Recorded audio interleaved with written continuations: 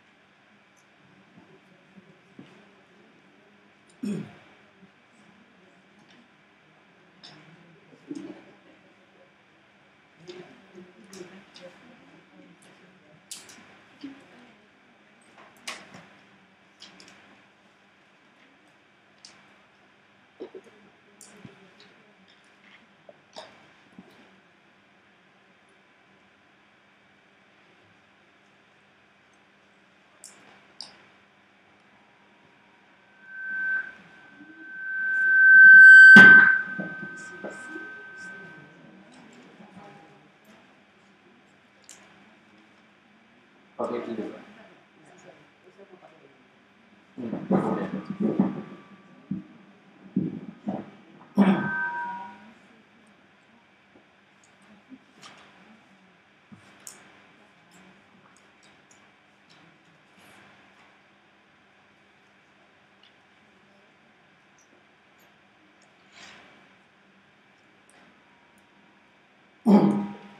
Bismillahirrahmanirrahim.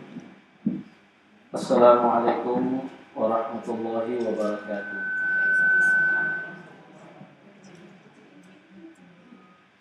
Alhamdulillahirabbil alamin.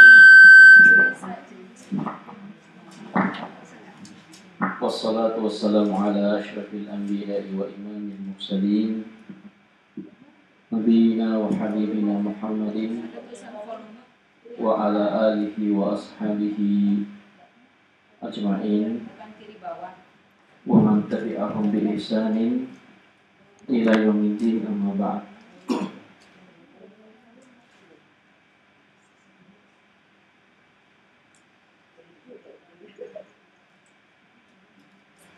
Qala Allah Ta'ala fi kitabihil karim, a'udzu billahi minasy syaithanir rajim. Bismillahirrahmanirrahim. Ya ayyuhalladzina amanu taqullaha haqqa tuqatih wa la tamutunna illa wa antum muslimun.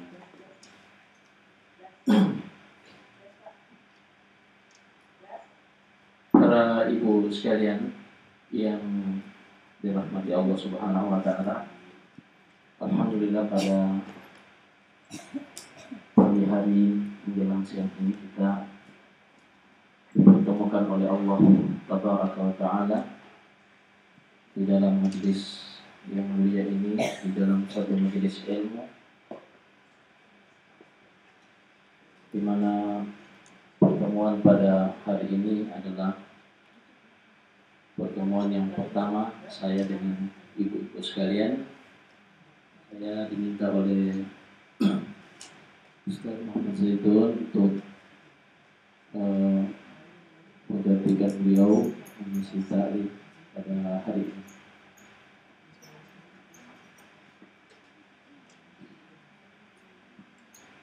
Sesuai dengan permintaan dari ibu tadi bahwa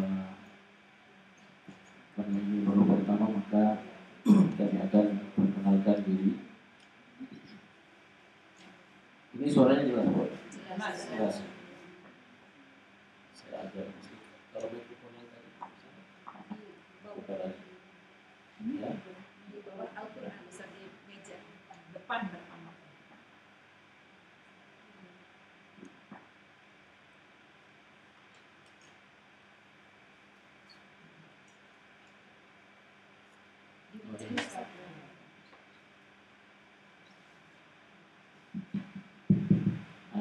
Lebih bagus. Nama saya Muhammad Yani Abdul Karim. Saya lahir di Sulawesi juga, seperti Ustaz Zaitun, dari Sulawesi Tengah, tumbuh dan berkembang di Sulawesi Selatan, di Kota Makassar, dan saya sama-sama dengan Sesegun menyelesaikan studi di Universitas Islam Madinah. Beliau lebih dahulu dari saya sekitar 4 tahun.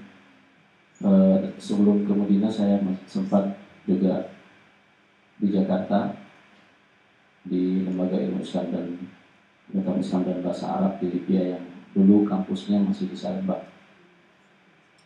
Dan saya masih ingat dulu sering ke Pulau Mas ini karena dulu sebagian dosen-dosen Libya itu kontraknya di sini di Pulau Mas. Iya.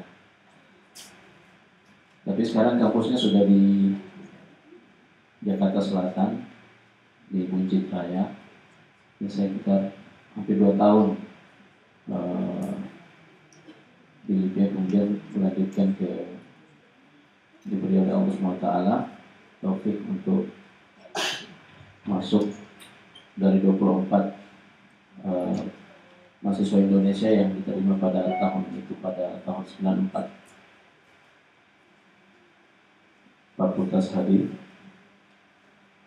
menyelesaikan studi S2 di Universitas Muslim Indonesia sekitar 7 tahun lalu, dan sekarang sedang penyelesaian studi S3 di Universitas Islam Alauddin Makassar.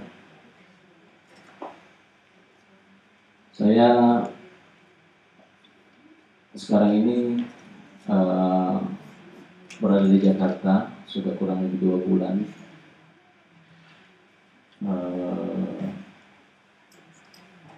Sehingga status tinggal saya ini menjadi tidak jelas sekarang. Apa saya ini masih penduduk Makassar atau sudah di Jakarta? Yang jelas kalau ada yang mau nanya mungkin tinggal di mana, saya langsung jawab aja tinggal di Jakarta. Kemarin saya di salah satu majelis taklim di Blok M sana di Tirtayasa ditanya, ada ibu yang nanya, Ustaz kenapa pindah di Jakarta? Wah, ceritanya panjang. Tapi saya cuma bilang bahwa saya mau pindah ke Jakarta, Bu, karena dengar-dengar ibu kota Indonesia mau pindah, ya, ibu kota mau dipindahkan keluar Jakarta, makanya saya segera ke Jakarta. Itu mungkin singkatnya perkenalan. Selebihnya insya Allah bisa pada waktu-waktu yang lain. Jadi saya bersyukur kepada Allah Subhanahu wa Ta'ala bisa dipertemukan pada kesempatan ini, dan mari kita senantiasa mengulang-ulang kesyukuran kita, karena kesyukuran ini merupakan salah satu pertanda keimanan kita kepada Allah Subhanahu wa Ta'ala. Dan insya Allah dengan banyak bersyukur kita akan senantiasa mendapatkan tambahan-tambahan dari nikmat Allah Subhanahu wa Ta'ala yang dicurahkannya kepada kita di dalam hidup kita. Selanjutnya, ibu-ibu sekalian, mari kita juga mengirimkan salawat dan salam kepada junjungan kita Rasulullah SAW. Demikian pula kepada segenap keluarga dan sahabat beliau, serta seluruh umat beliau yang senantiasa berusaha untuk mengamalkan sunnah beliau,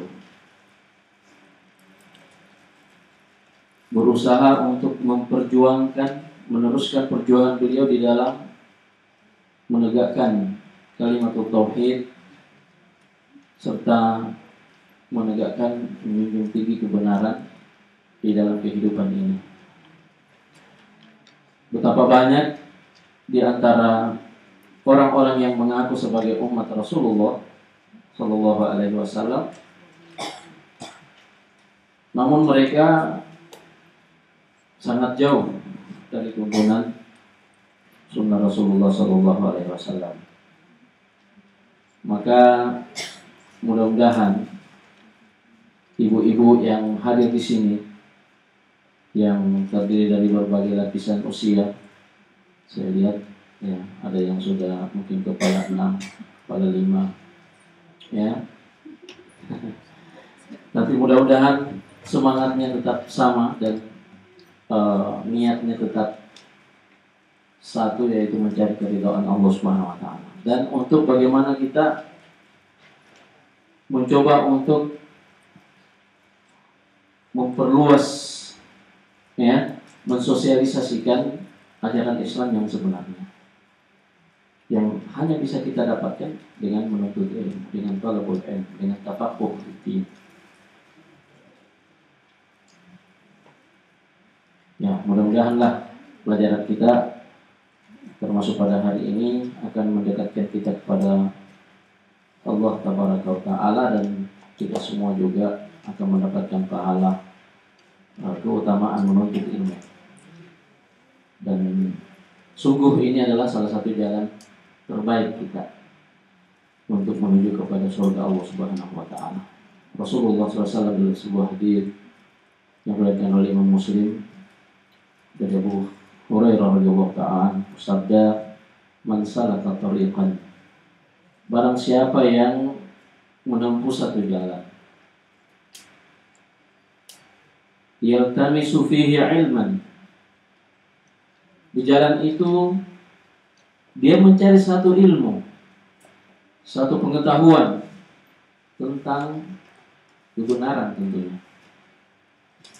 Karena al-ilm kalau disebutkan secara mutlak, baik di dalam ayat Al-Quran maupun di dalam hadis-hadis Nabi SAW, kalau hanya sebutkan ilmu saja, maka itu kata para ulama itu kembali kepada ilmu tentang syariat, al-ilmu syar'i.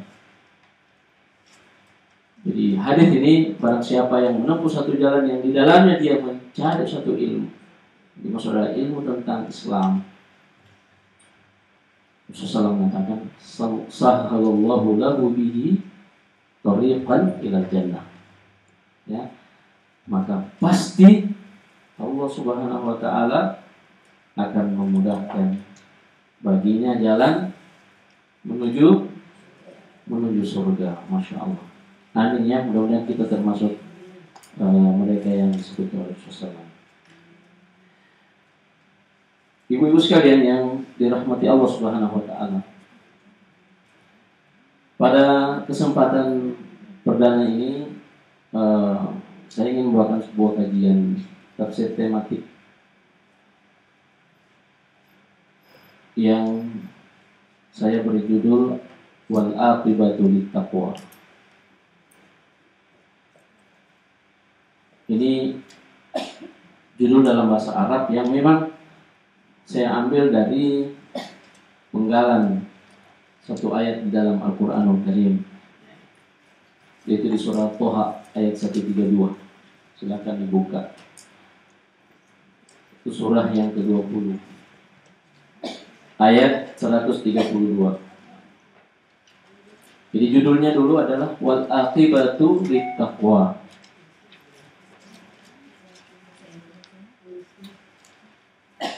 Apa bahasa Indonesia al-aqibah?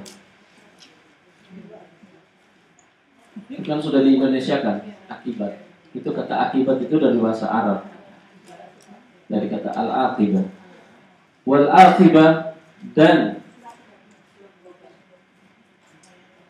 ya, dan kemenangan akhir itu lit taqwa, bagi takwa, bagi ketakwaan. Jadi al-aqibah selalu berarti hasil akhir.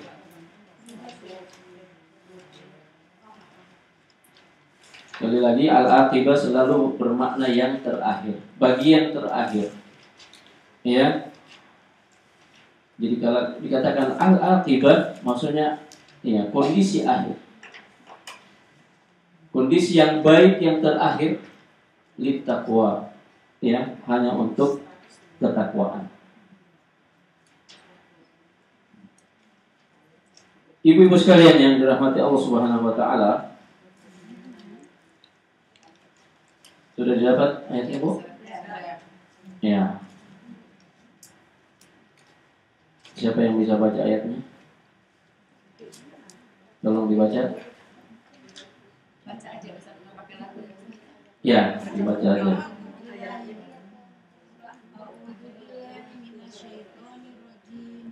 Bismillahirrahmanirrahim. Wa'mur ahlaka bis-sholati wastabir 'alaiha la nas'aluka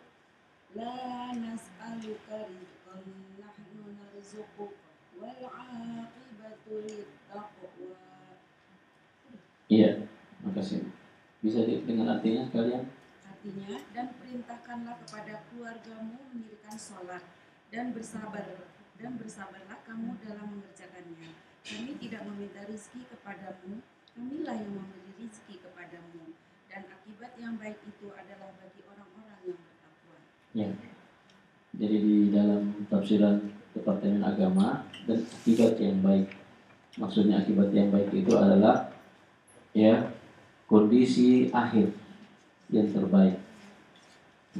Itu adalah milik bagi ahli taqwa.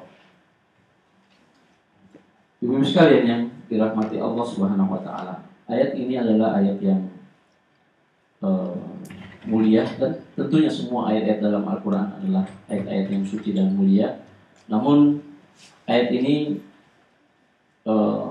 sangat banyak di dalamnya pelajaran-pelajaran penting di dalam kehidupan kita.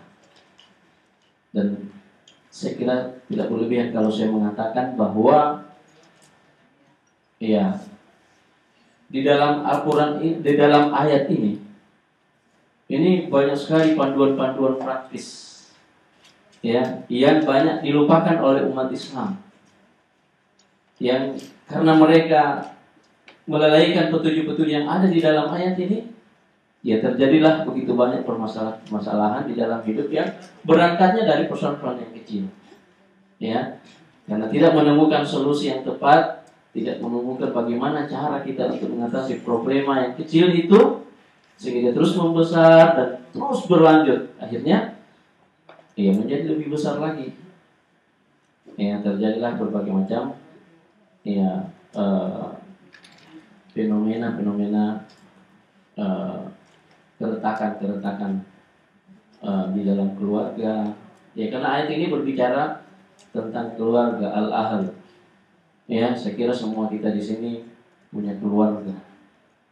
Ya, minimal punya suami, minimal punya anak. Ya, ada juga mungkin yang sudah punya cucu ya, atau cicit. Ya, ada yang sudah punya cicit di sini, Bu? Belum ya? Calon ya? Ya. Allah SWT berfirman, wa'mur ahlaka bis-shalah,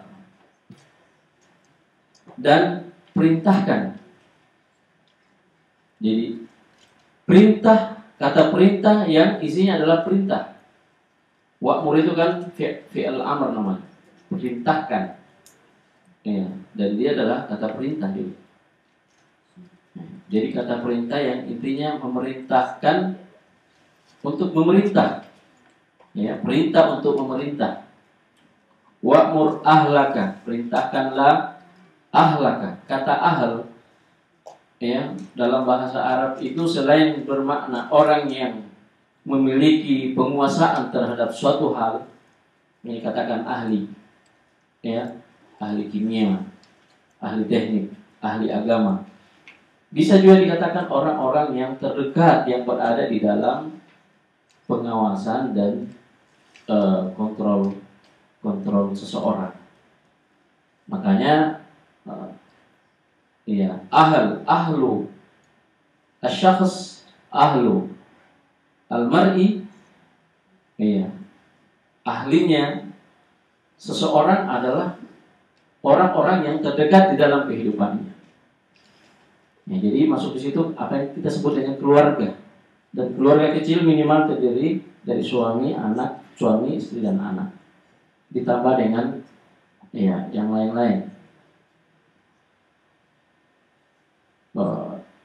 Kata ahli ini dalam bahasa Arab yang bermakna keluarga itu bisa terkadang mengalami perluasan makna dan terkadang juga mengalami penyempitan makna, dia lebih menyempit lagi.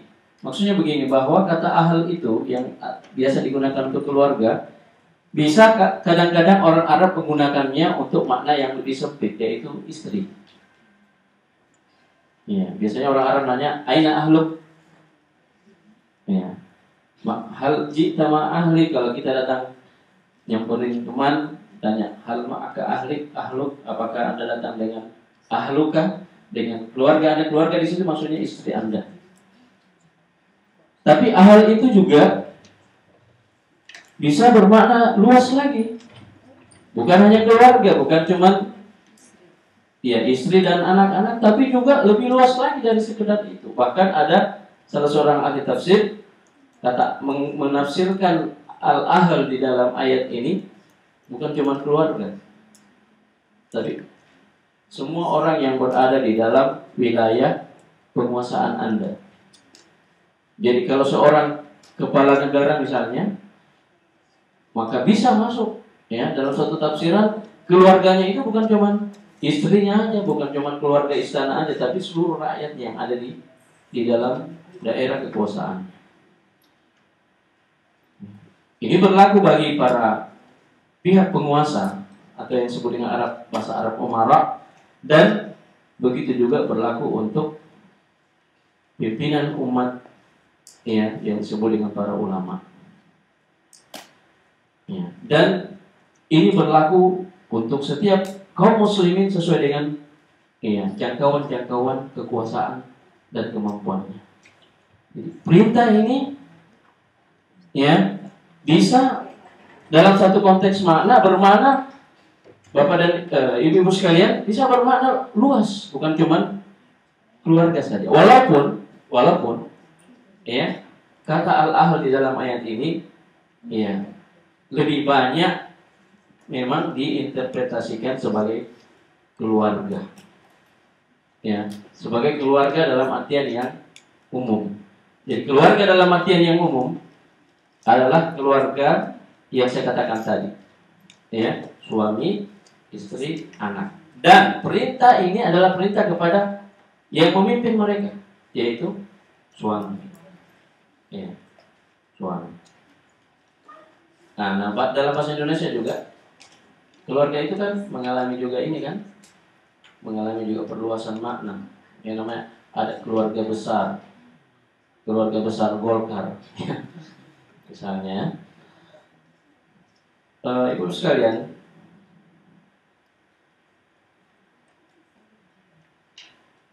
di dalam ayat ini ada 5 hal yang ingin kita petik di sini dari ayat ini, dan saya akan jelaskan dengan sejelas-jelasnya. Ada 5 persoalan di sini. Ya, karena tafsir kita ini adalah tafsir tematik.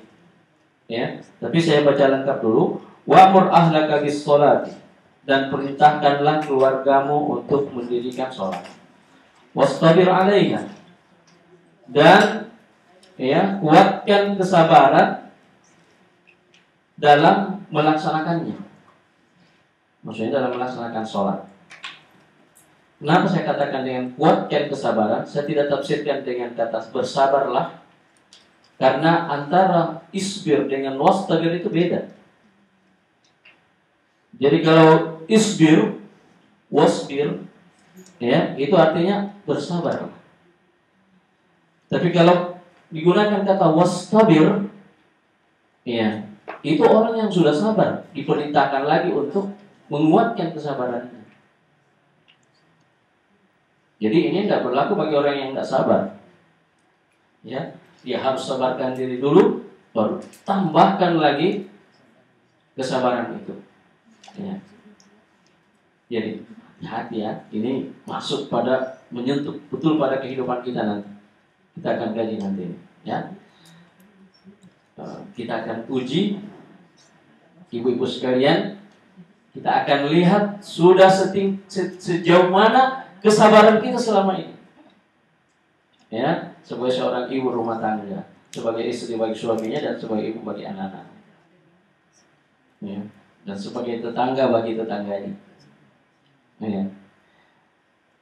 La nas'aluka rizqa. Di terjemahan Depak apa? Kami tidak kami tidak meminta rezeki kepadamu. Jadi ini betul-betul sangat letterlek. Ya. Maksudnya nas'aluka di sini bukan hanya meminta. Nas'aluka itu bukan meminta dalam artian mengharapkan sesuatu untuk diberikan ke dia, tapi meminta itu adalah perintah. Maksudnya kami tidak membebanimu untuk bertanggung jawab pada rezeki, ya, orang lain dan juga rezekimu. Begitu tafsiran para ulama. Dan ini yang dimaksud oleh Allah SWT. Maksudnya Allah tidak menuntut kepada Anda, membebani Anda untuk bertanggung jawab, ya, kepada untuk memberi rezeki pada manusia, juga pada dirimu sendiri. Ya. Jadi itu bukan tanggung jawab kita rezeki itu. Maksud nanti ini maknawi ya. Ya, jangan jangan diartikan lain ya. Justru ayat ini menguatkan kita, ya, untuk rajin mencari rezeki. La nas'aluka rizqa, nahnu narzuquk. Kamilah yang akan memberikan rezeki itu kepadamu. Wal aqibatu littaqwa. Dan akhir yang baik itu adalah bagi ketakwaan. Karena judul kita hari ini adalah wal aqibatu littaqwa, bagian terakhir dari ayat ini, maka saya mulai dulu dengan penjelasan tentang apa itu ketakwaan. Ada yang bisa bantu saya? Apa itu ketakwaan?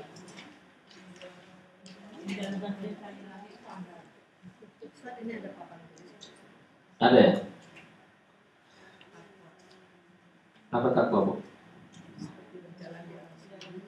Ya. Oh ya. Itu ucapan Umar radhiyallahu taala.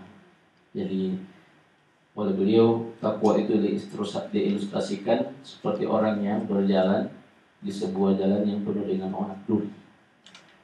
Tentunya kalau kita jalan di situ, kita sangat berhati-hati jangan sampai tertusuk duri itu.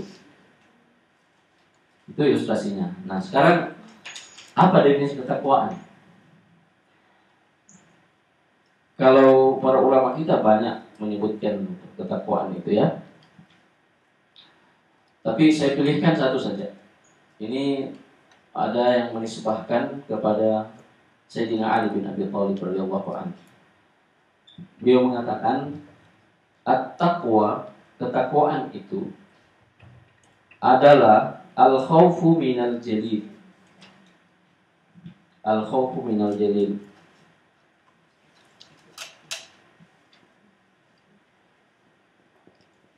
At-taqwa al-khawf minal jalil. Yang dimaksud dengan al-jalil di sini adalah Allah Subhanahu wa taala.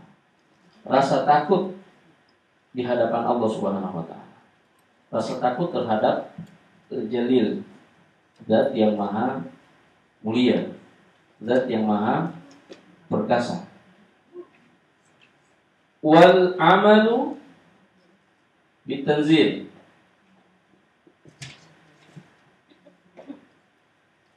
Ya, bisa baca? Iya, belajar kitab Gundul ya. Ini al-khawfu minal jalil, ini minal ya, minal jalil. Rasa takut kepada Allah SWT, wal amalu bitanzil, dan mengamalkan. Apa artinya tanzil? Al-Quran. Tanzil itu adalah sesuatu yang diturunkan secara berangsur-angsur. Kemudian wal qana'atu bil qalil,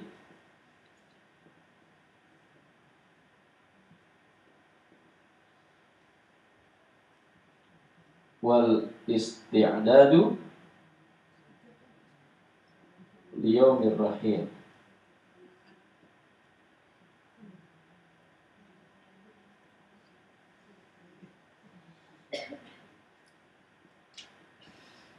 Ini udah biasa nulis Bu ya? Iya, nanti aja sebentar ya di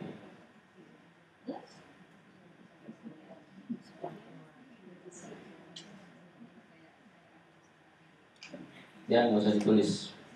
Nanti sebentar pelan-pelan bisa ditulis. Jadi al-khawfu minal khaliqinal jalil, rasa takut kepada Allah SWT. Dan inti ketakwaan itu ada di sini. Ini yang ke belakang ini, di bawah ini sebenarnya hanya penjabaran saja dari yang pertama. Jadi ya, rasa takut. Tapi ini rasa yang sebenarnya ya, takut yang sebenarnya, bukan rasanya saja. Ya, sekarang ada banyak kamuflase sekarang, ya, terutama kalau Indomie itu kan, rasa Indomie rasa soto, padahal rasanya saja, sotonya enggak. Jadi, rasa takut kepada Allah SWT, kalau ini memang terpatri di dalam diri kita, rasa takut ini, rasa takut yang membuat kita tentunya, iya. Nah, itu secara umum takwa itu. Jadi kalau takut kita kepada Allah, maka otomatis akan melahirkan sikap tunduk kita kepada Allah Subhanahu wa taala. Jadi inilah sebenarnya keimanan dan ketaatan yang sejati. Jadi kalau hanya kita sebutkan melaksanakan perintah dan menjauhi larangannya, itu belum tentu. Ya, itu hanya konsekuensi saja. Itu hanya buah daripada rasa takut. Sebab ada orang yang melaksanakan perintah Allah tapi bukan berasal dari rasa takut. Ada yang meninggalkan larangan bukan karena rasa takut kepada Allah Subhanahu wa taala. Ya. Di zaman Rasulullah SAW ada orang-orang munafikin yang mereka beribadah, mereka ngaku Islam. Ya, tapi sebenarnya tidak ada dasar keimanan di dalam hati mereka. Ya. Orang yang beriman pun biasanya kadar rasa takwa itu sangat lemah di dalam diri mereka, sehingga itu menyebabkan juga kualitas ibadah mereka menjadi berkurang. Ini kalau betul-betul ada di dalam diri kita, maka akan lahir 3 hal ini. Ya, bahwa kita beramal, tapi amalan kita juga tidak sekedar amalan, tapi amalan yang sesuai dengan apa yang Allah perintahkan. Dan perintah yang sesuai, yang caranya sesuai dengan apa yang dituntunkan. Ya. Jadi, kalau kita takwa, maka kita akan melaksanakan perintah Allah. Tapi perintah Allah itu juga tidak dilaksanakan ya asal-asalan, sesuai dengan apa yang diinginkan Allah Subhanahu wa taala. Makanya amal itu harus diikat dengan satu ikatan, yaitu at-tazil, harus beramal sesuai dengan Al-Qur'an dan sunnah Rasulullah SAW, karena sunnah itu juga diturunkan dari sisi Allah Subhanahu wa taala. Wal qana'atu bil qalil. Ini salah satu bentuk penyikapan hidup seorang yang bertakwa. Salah satu tanda orang yang bertakwa, selain mereka selalu kembali kepada Al-Qur'an dan sunnah, juga adalah bagaimana mereka dalam kehidupan ini menyikapi kehidupan dunia ini apa adanya. Ya, maka lahir sifat qanaah. Sifat qanaah ini adalah sikap di mana kita apa artinya qanaah? Merasa cukup. Merasa cukup dengan ibadah yang dilakukan. Iya, merasa cukup dengan menerima apa adanya, apa yang Allah berikan. Itu namanya qanaah. Ini tidak bertentangan dengan semangat kita, optimisme kita untuk mengatur kehidupan ini dengan baik, untuk mendapatkan rezeki yang lebih banyak. Itu tidak bertentangan. Tapi qanaah ini adalah ketika kita menyikapi hasilnya, ya, hasilnya bukan berarti dari awal kita udah deh qanaah. Karena saya qanaah, udah setiap hari saya nggak usah kemana-mana, duduk aja. Ya, duduk manis di atas sofa. Ya, qanaah. Qanaah itu ada pada akhir perjuangan kita, akhir usaha kita. Maka apapun yang Allah Subhanahu wa taala berikan kepada kita dari hasil usaha kita, sedikit atau banyak menurut kita, kita anggap itulah yang terbaik buat kita. Ini namanya qanaah, sekalian. Sebab ya berbicara tentang hasil itu relatif. Ya, tapi apa yang datang dari Allah itulah yang terbaik bagi kita sebenarnya. Itulah yang Allah berikan kepada kita. Wal isti'dadu liyaumir rahim. Dan salah satu wujud ketakwaan seseorang itu adalah dia selalu menyiapkan diri untuk hari perjalanannya. Ya, yaumur rahil, hari perjalanan. Hari kita akan meninggalkan dunia ini untuk menghidupi proses perjalanan hidup selanjutnya. Nah, inilah tanda-tanda orang yang bertakwa, dan karena itu dibahasakan seperti itu. Ibu sekalian yang dirahmati Allah SWT, inti daripada ketakwaan ini adalah lahirnya khasyah di dalam diri kita. Di dalam hati kita ada rasa takut kepada Allah. Kita takut kepada Allah karena kebesarannya, karena kekuasaannya, dan kita ini kecil. Dan kita ini hanya makhluk hina yang tidak punya apa-apa di hadapan Allah SWT. Dan kita takut kepada Allah, ya, jangan sampai kita tidak mendapatkan rahmat Allah. Kita takut kepada Allah Subhanahu wa taala, jangan sampai kita mendapat kemurkaannya dan kita diancam dengan azabnya. Inilah hakikat takwa. Maka yang akan lahir dalam kehidupan orang-orang yang bertakwa adalah seperti tadi itu, digambarkan oleh Amirul Mukminin Umar bin Khattab radhiyallahu anhu, bahwa bertakwa itu seperti orang yang berjalan di jalanan yang penuh dengan duri.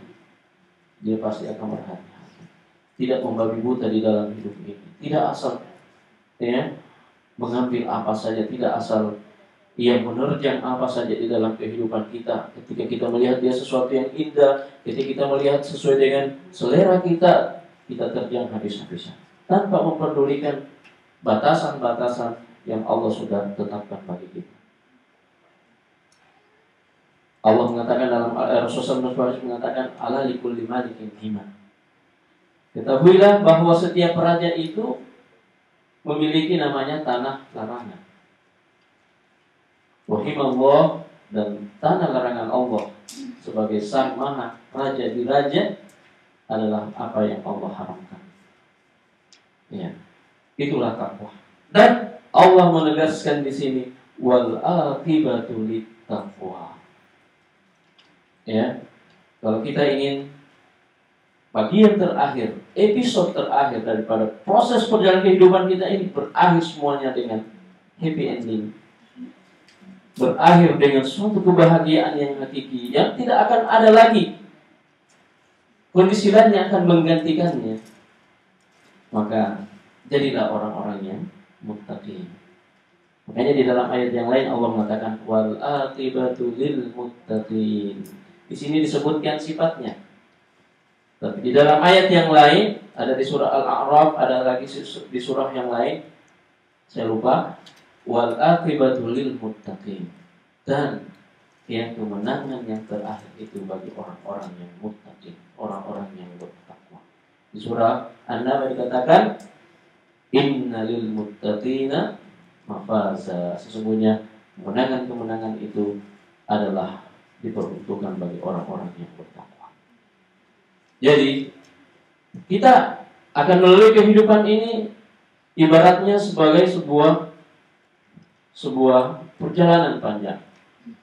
Ya, perjalanan panjang yang tak satupun manusia, ibu-ibu sekalian, kecuali melaluinya. Akan tetapi di titik finish, di garis finish itu akan kelihatan siapa yang akan memetik hasil yang sempurna, ya, yang akan mengantarkan kebahagiaan, dan siapa yang akan mendapatkan kesengsaraan yang abadi. Semoga kita menjadi orang-orang yang bertakwa, insyaallah. Nah, sekarang kembali ke awal ayat.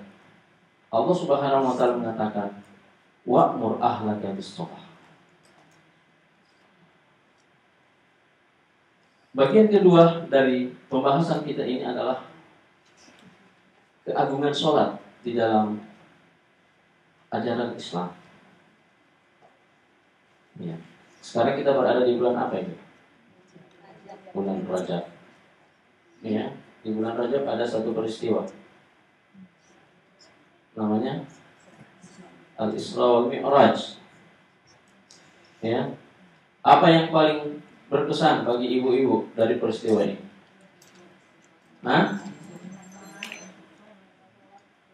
Perintah sholat. Jadi satu-satunya perintah ya di dalam syariat Islam yang langsung Rasulullah SAW ya berhadapan dengan Allah Subhanahu wa taala tanpa perantaraan malaikat Jibril adalah perintah sholat. Ini menunjukkan keutamaan, keagungan dan kekhususan sholat itu. Ya. Begitu pentingnya ibadah-ibadah yang lain. Ya. Bahkan asas yang paling prinsip di dalam Islam yang tidak mungkin Islam kita sah dan diterima kecuali dengan itu tauhid. Itu tidak seperti seperti sholat. Padahal sholat ini adalah bagian penjabaran, manifestasi daripada tauhid. Tapi sholat yang langsung Allah perintahkan di hadapan Rasulullah SAW tanpa penghalang dan tanpa perantara dalam peristiwa Isra dan Mi'raj. Dan inilah syariat yang pertama juga. Jadi bagian daripada syariat Islam yang pertama. Sebelum turunnya perintah sholat itu belum ada syariat yang turun. Yang ada adalah perintah-perintah yang sifatnya umum, yang sifatnya perintah untuk melaksanakan tauhid di dalam kehidupan, jangan berbuat syirik kepada Allah SWT, melakukan sifat-sifat yang terpuji, tapi yang sifatnya syariat dalam bentuk ibadah, ya, atau muamalah yang berimplikasi pada halal dan haram, itu adalah perintah sholat.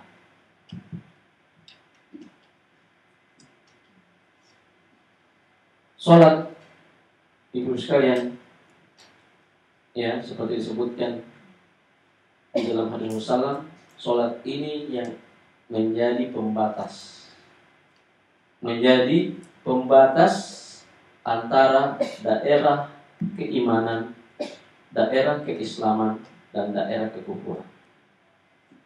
Makanya Rasulullah dalam sebuah hadis mengatakan, al-ahdul ladzi bainana wa bainahumus shalah. Perjanjian yang mengikat kami dengan mereka adalah sholat. Faman tarakaha faqad kafar. Ini diriwayatkan oleh Imam Muslim. Siapa yang meninggalkannya berarti dia telah kafir. Ini bukan ulama yang bilang. Ini hadis Nabi SAW. Riwayatnya sahih. Mau kita artikan apa kafar di situ? Ya, kita mau artikan apa kafar di situ? Kita mau artikan yang lain. Itu sudah jelas. Nah, coba lihat sekarang ini betapa banyak kaum muslim yang tidak sholat. Berarti mereka telah jatuh dalam kekufuran. Alhamdulillah. Di antara mereka ada saudara kita, ada keluarga dekat kita, tetangga kita, mungkin anak-anak kita. Sampai di dalam kekufuran. Walaupun bukan, ya, ini bedakan ya, bukan kerjaan kita nunjukin dia kau sudah kafir. Hati-hati. Ya, itu tidak boleh. Beda antara kita menghukumi perbuatan orang dengan menghukumi seseorang.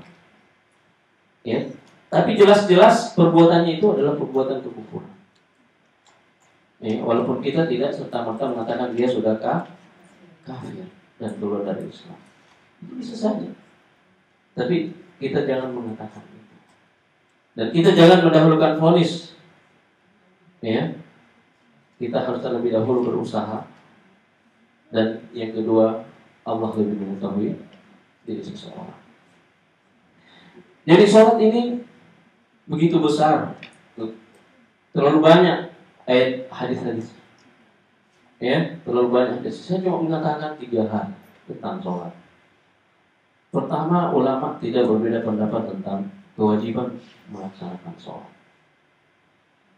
Dan kafirnya orang yang keluarnya dari Islam, orang yang mengingkari kewajiban sholat. Kalau ada orang tidak sholat, gara-gara dia mengatakan sholat itu tidak wajib, itu sudah jelas kafir, kata para ulama.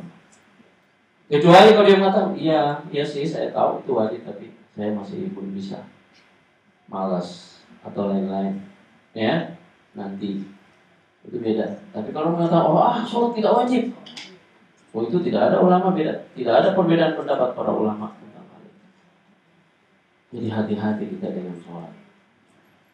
Ya, Islam Mi'raj seperti ini, bulan Rajab seperti ini mestinya membuat kita ketakutan. Bukan beramai-ramai bikin pesta Islam Mi'raj. Kita takut, ya Allah, datang lagi bulan Rajab, kita diingatkan dengan perintah sholat. Masih begitu banyak orang-orang yang belum sholat. Kita juga lagi sholat, sudah sholat seperti ini juga belum tentu sholat kita sudah baik. Ya, karena mengikuti tuntunan Rasulullah itu kan bukan sekedar gerakan-gerakannya, itu masih standar. Tapi yang inti itu adalah kekhusyuan.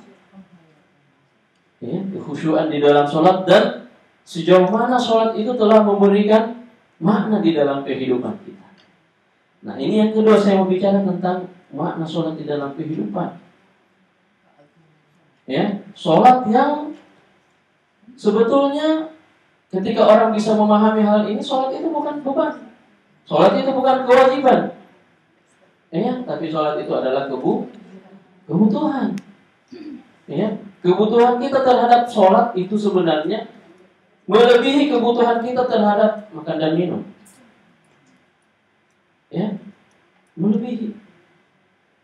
Sebab sholat itu, ya, iya. Makanya apa yang terjadi di zaman Nabi SAW, generasi terbaik dari umat ini, apa yang selalu berputar-putar di dalam benak mereka dalam satu kali perputaran 24 jam, ya, harta, rezeki, ya, target-target bisnis pada suatu hari, setiap hari target keuntungan. Bukan itu yang ada di dalam pikiran mereka. Yang mereka tunggu sepanjang perputaran 24 jam adalah suara Bilal, suara azannya Bilal. Ya Allah, saya lagi kerja nih, kapan azan ya? Ya, masing-masing, ada yang di kebun, ada yang di pasar, ada yang sedang berjihad. Yang ada dalam kepala mereka, kapan azan ya? Sudah kali sama azan, kapan Bilal azan ya? Kalau sekarang kan terbalik kan? Waduh, terlalu cepat. Memang dipanggil itunya. Sini. Itu jam kenapa terlalu cepat? Ya itu Pak, udah tepat jamnya itu. Wah, ini cepat sekali azan. Andaikan dia mampu, dia mau teriak, jangan terlalu cepat. Pekerjaan saya belum selesai. Selesai azan, masih juga. Ya. Berapa menit berlalu, masih sibuk.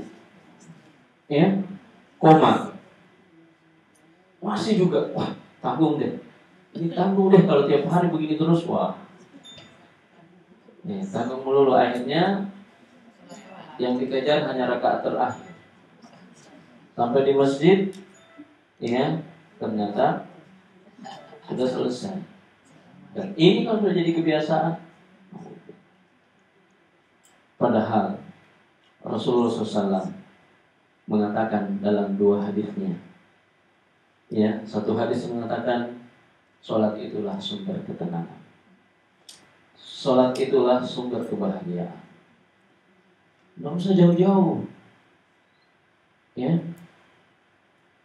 Orang menghibur diri dengan sholat. Makanya apa kata Rasulullah kepada Bilal? Arihna bis sholat, ya Bilal. Wahai Bilal, istirahatkan kami.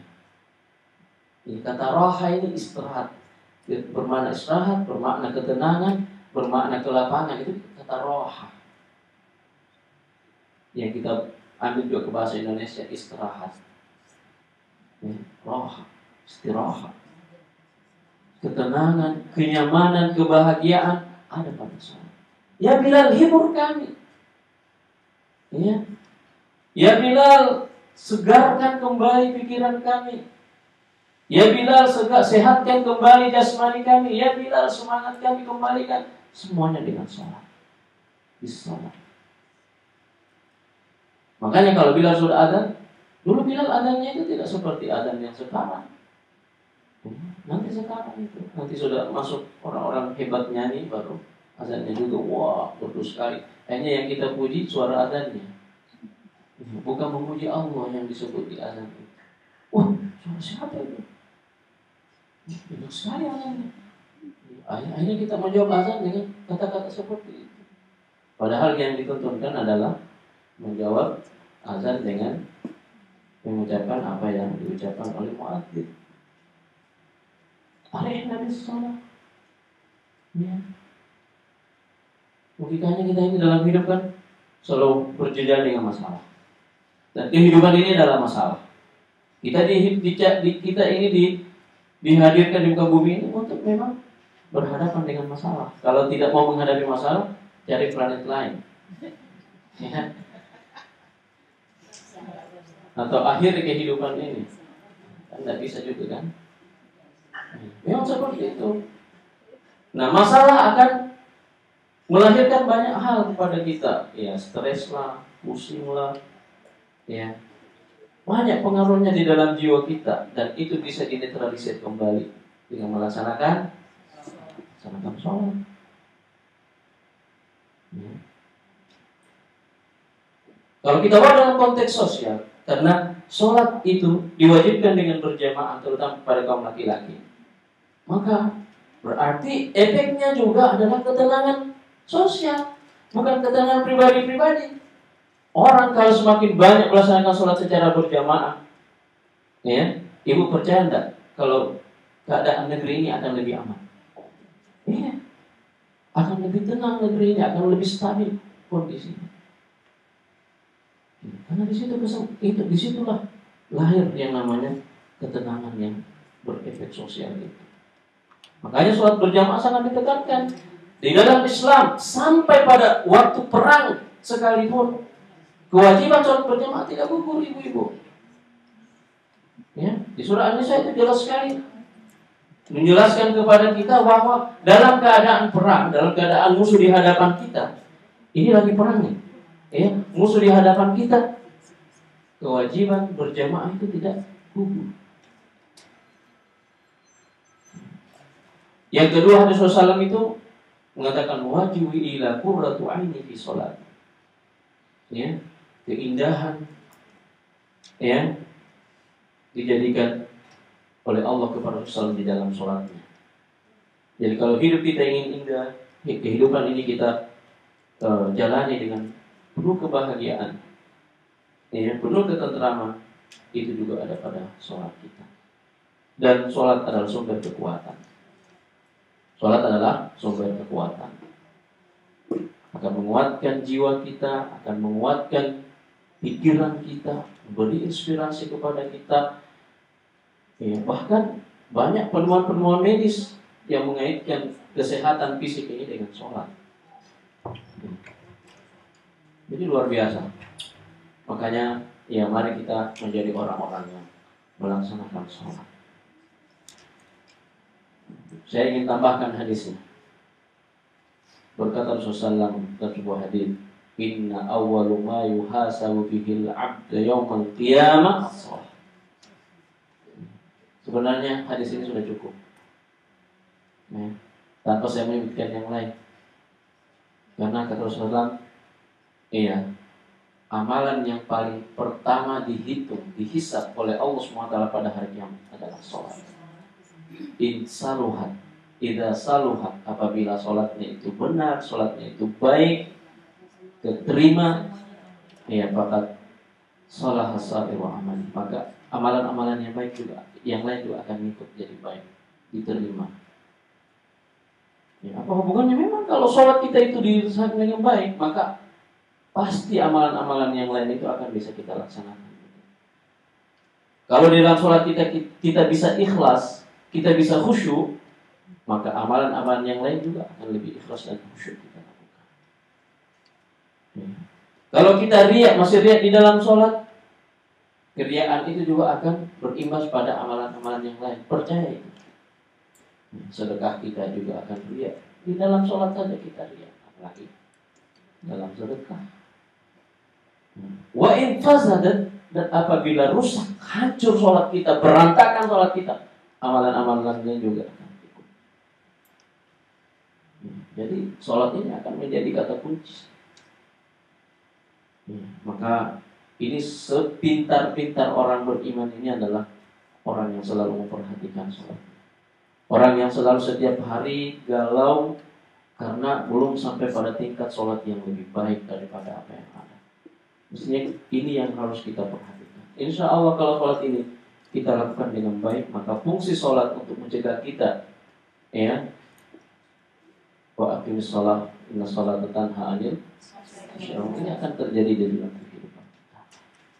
Kenapa sudah banyak orang sholat tapi masih banyak korupsi, ya, masih banyak kejahatan-kejahatan, ya, karena itu tadi makna tentang sholat itu betul-betul muncul di dalam kehidupan. Masalahkakum fi saqar. Ya, orang-orang yang ada di neraka saqar, tanya jawab pada hari kiamat. Masalahkakum fi saqar. Kalian kenapa bisa masuk ke neraka saqar? Qalu lam naku minal musallin. Ya, mereka berkata, kami masuk ke neraka saqar ini karena dulu di dunia kami belum masuk pada golongan orang-orang yang melaksanakan sholat.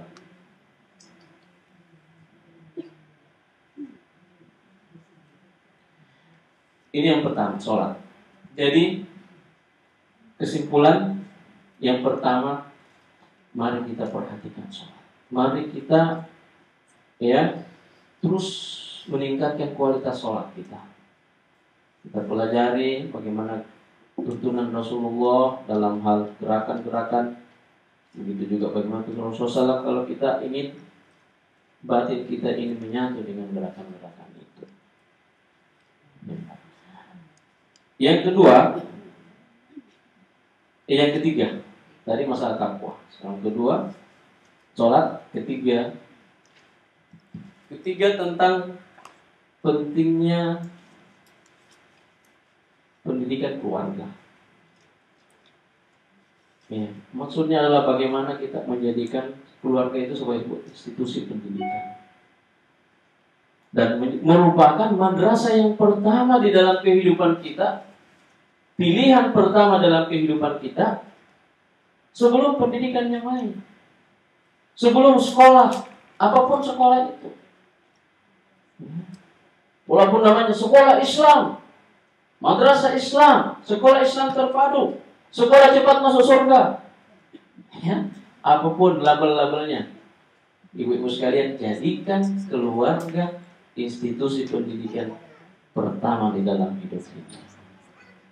Kalau ini rusak, ibu-ibu perhatikan, kalau institusi keluarga rusak, tidak berfungsi fungsi pendidikannya, fungsi tarbiyahnya, mau masukkan dimanapun anak-anak kita, itu nggak bakalan maksimal.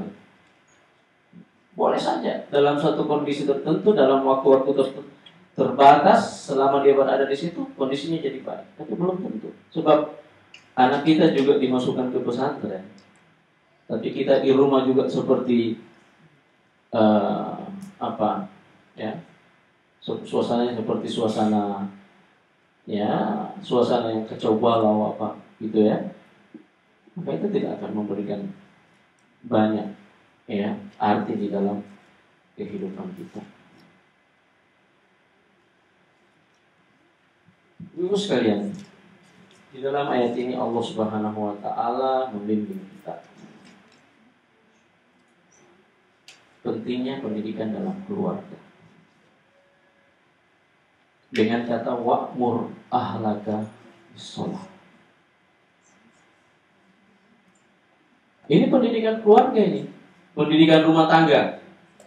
Dan kalau kita perhatikan, kita mau kaitkan ini dengan hal-hal yang lain terkait dengan rumah tangga, maka kita akan melihat bahwa ajaran Islam sudah memberikan perhatian yang begitu maksimal dan tindakan yang sangat dini, ya, yang sangat preventif dalam hal keselamatan dan keharmonisan keluarga.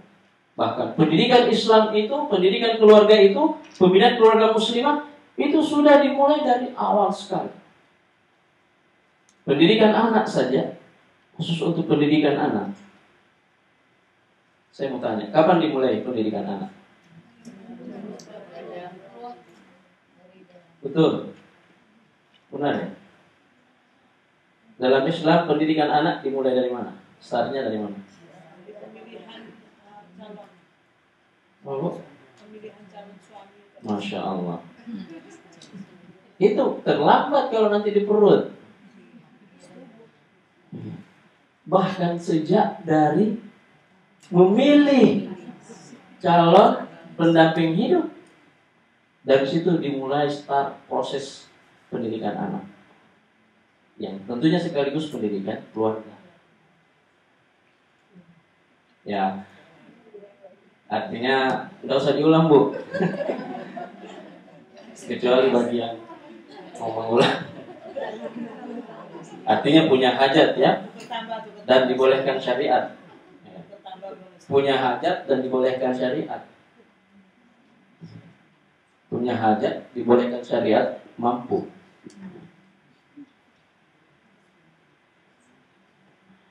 Bu sekalian, dari mana itu kita dapatkan? Dari anjuran Rasulullah.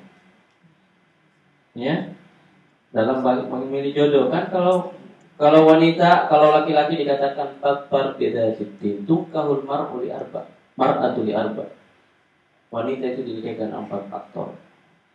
Ya, faktor harta, faktor keturunan, kecantikan, ya, dan agama. Tapi kata Rasulullah, babar beda jitin. Ya, pilihlah yang punya agama yang kuat. Ya, kalaupun terkumpul juga di samping agama yang kuat, dia juga cantik, ya, lebih baik lagi. Cantik baru berharta, lebih baik lagi. Ya, walaupun intinya adalah hati agama. Artinya, walaupun tidak punya harta, walaupun tidak cantik, walaupun bukan dari keturunan ya ningrat, tapi kalau dia punya din, itu adalah pilihan yang terbaik. Laki-laki juga seperti itu, wanita juga, ya. Laki-laki dikatakan, ya, memilih laki-laki. Rasulullah dan Tuhan mengatakan, "Idza ja'akum man tardawna dinahu wa khuluquhu fazawwijuh." Ya, kalau sudah datang kepada kalian, wahai orang tua, kaum wanita, orang tuanya para gadis, ya, seorang lelaki yang engkau sudah ridho kepada agamanya dan akhlaknya, fazawwijuh, maka nikah. Agama dan akhlak. Kalau wanita cukup dengan kata ad-din. Tapi laki-laki di samping ad-din, Rasulullah mengatakan khuluq, akhlak. Padahal akhlak itu bagian dari din, menunjukkan pentingnya kepemimpinan yang berbasis akhlak. Makanya laki-laki ditekankan. Kenapa wanita cuma farfar bidatitin? Wanita itu yang penting agamanya sudah baik, kecenderungannya untuk menerima kebenaran sudah baik, pilih saja. Tapi laki-laki tidak cukup agamanya. Disebutkan secara khusus akhlak, sebagai faktor akhlak. Walaupun dia masuk dalam bagian agama, tapi dia faktor yang sangat penting untuk memimpin. Ya. Kenapa kepemimpinan selama ini kurang kepercayaan? Kenapa pemimpin-pemimpin kita dicela? Rakyatnya berani menentang. Apa faktor yang hilang dari pemimpin kita sekarang? Akhlak, keteladanan. Ya, sebab seorang pemerintah itu akan bisa diterima bukan dengan perintahnya. Setuju tidak? Ya, bukan dengan perintahnya. Hei, jangan lakukan itu. Tapi orang akan tunduk padanya, orang akan menyayangi dia karena akhlaknya yang dia teladankan, dia contohkan kepada orang. Kembali kepada pendidikan anak. Pendidikan keluarga sangat penting. Di sini dimulai dengan wa'mur ahlaka. Kalau kita ingin urutkan, orang yang paling pertama masuk prioritas makna ahal itu adalah keluarga itu adalah istri. Jadi jangan langsung anak. Wa'mur ahlaka. Walaupun anak itu termasuk ahlak, termasuk keluargamu, tapi saya katakan tadi, ya, kadang-kadang ahal itu dimaksudkan secara khusus istri. Maka di samping Anda, ya, saudara Islam tidak boleh memerintahkan sesuatu kalau diri sendiri tidak melaksanakannya, padahal dia mampu. Jadi maksudnya di sini Anda mulai dari diri Anda. Lalu perintah orang lain, siapa? Istrimu. Perintahkan dia untuk sholat. Wa'mur ahlaka bis-sholat. Dan maksudnya perintahkan di sini bukan sekedar satu kali. Saya tanya, sholat berapa kali dikerjakan seumur hidup? Sepanjang hidup. Maka sepanjang hidup itu sholat diperintahkan istri untuk melaksanakannya. Nah, kalau suami dan istri ini sudah menjadi sebuah pasangan, sebuah kolaborasi yang indah dalam hal sholat, ya, percaya ibu-ibu, anak-anak kita tidak akan susah menerima sholat kita tanpa diperintah. Ya, begitu kata para ulama. Kenapa sekarang anak-anak kita kadang-kadang nentang kita? Ya, karena kadang-kadang yang merintah nggak sholat. Sana sholat. Dia sendiri masih di rumah. Sana sholat. Pergi ngaji di masjid. Wudhu. Dia sendiri masih senang-senang asik mengangkat kaki di atas kursi. Ya, ibu-ibu juga masih nonton. Nak, pergi sholat nak. Dia masih asik matanya melototin televisi. Mana bisa? Nonton sinetron. Ya. Jadi wa'mur ahlaka bis-shalah ini adalah perintah yang terus dilakukan. Maka dikatakan lagi wastabir 'alaiha. Ya, wastabir 'alaiha. Dan hendaknya engkau bersabar di dalam melaksanakan sholat. Di sini tidak dikatakan bersabar dalam memerintahkan sholat. Nah, perhatikan baik-baik ini. Luar biasa. Dikatakan di sini, perintahkan keluargamu sholat. Wastabir 'alaiha, dan bersabarlah dalam melaksanakan sholat. Bukan maksudnya di sini bersabarlah dalam memerintah itu. Wah, perintah terus capek. Memang kita tidak diperintahkan untuk itu, tapi diperintahkan untuk hal yang lebih berat lagi. Anda perintah keluarga Anda sholat, tapi Anda yang harus pertama menjaga sholat itu dengan penuh kesabaran. Sebab kapan sang teladan, sang pemimpin sudah tidak bersabar dengan melaksanakan sholat, dari sinilah masuk celah. Jadi disinilah seorang suami harus menampakkan itu, ya, semangatnya, kesungguhannya dalam memperhatikan sholat. Kalau bapak kita di rumah, suami kita di rumah, ya, ini sudah tidak terlihat sebagai seorang teladan yang baik di dalam masalah sholat, yang tentunya tidak saja mengerjakan sholat 5 waktu, tapi juga mencontohkan kita sholat-sholat yang lain, sholat-sholat sunnah, ya, mengajak kita untuk ibadah-ibadah yang lain. Dari sinilah masuk celah-celah, ya, kesempatan-kesempatan dari berbagai pihak untuk merusak keluarga kita. Benteng paling depan ini suami. Sayang sekali majelis taklim lebih banyak ibu-ibu. Ya, kadang-kadang kita mau menyampaikan ini ke suami, tapi suaminya nggak tahu. Kenapa suami nggak bisa Bu? Oh, kerja. Apa nggak bisa dicarikan waktu untuk? Sebab nanti ke surga itu nggak bisa dibagi-bagi amalnya, Bu. Jadi kalau ibu-ibu ini baru mau betul-betul cintai suaminya, sayang sama suaminya, ya, diupayakanlah suami itu belajar juga. Sebab biarpun suami yang memotivasi kita, ya dia mungkin dapat pahala juga. Ada bagian, tapi tidak seperti yang apa dilakukan oleh orang yang menuntut ilmu. Jadi perhatikan, wastabir alainya. Kau yang memerintahkan keluargamu sholat itu, kau yang pertama harus bersabar. Ya, bersabar di dalam melaksanakan sholat. Dan sholat ini kalau kita sudah bahasakan secara umum, ini sudah mencakup ya, berbagai jenis sholat kita. Jam berapa sekarang?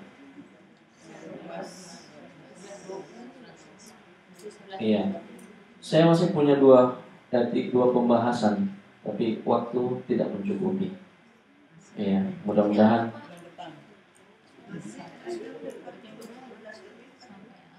Jam berapa sekarang? Lewat berapa? Kan mau ada pertanyaan kan? Ya, biarlah pada kesempatan yang lain. Ya, dua hal ini juga dua hal yang penting kaitannya dengan bagaimana rezeki, konsep rezeki. Ya, ini penting. Penting sekali masalah rezeki itu.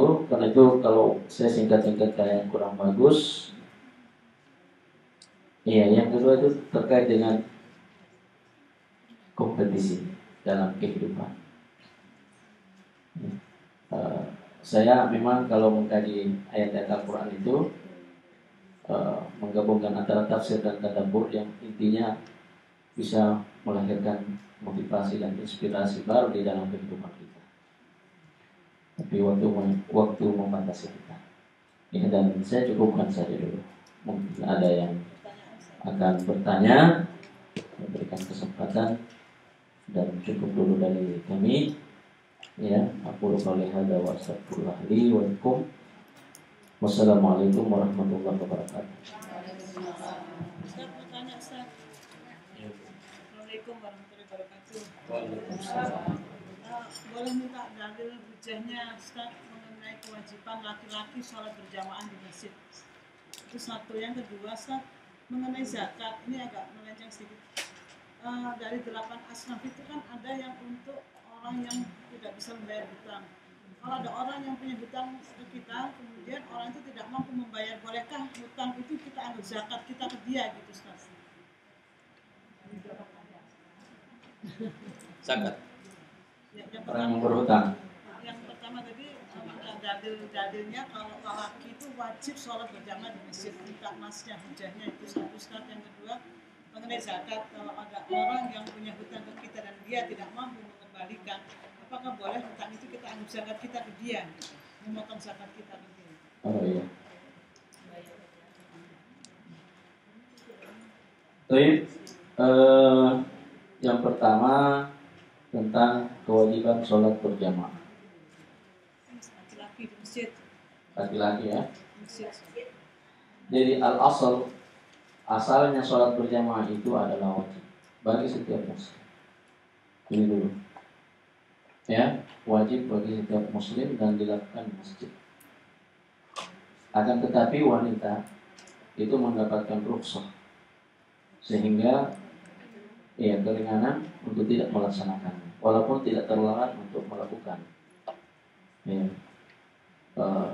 Perintah sholat berjamaah ini antara lain dalam firman Allah Subhanahu wa taala, ya, wa aqimus shalah wa atuz zakah warka'u ma'ar raki'in.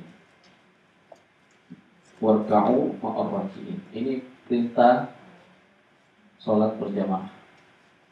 Ulama tidak ada yang berbeda pendapat tentang tafsir ayat ini. Surat apa itu? Di Al-Baqarah. Saya lupa ayatnya berapa. 30-an ke atas. 40-an.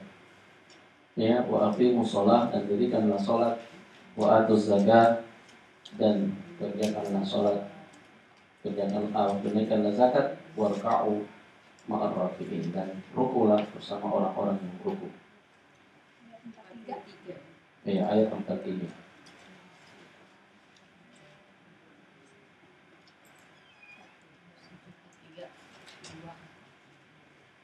Ustaz, ini mengantisipasi karena kan kadang-kadang anak saya itu cenderung misalnya sholat jamaah di rumah aja deh, nggak usah ke masjid misalnya. Iya. Ustaz. Jadi mungkin kalau ada hujannya yang kuat, karena untuk debat ini mesti harus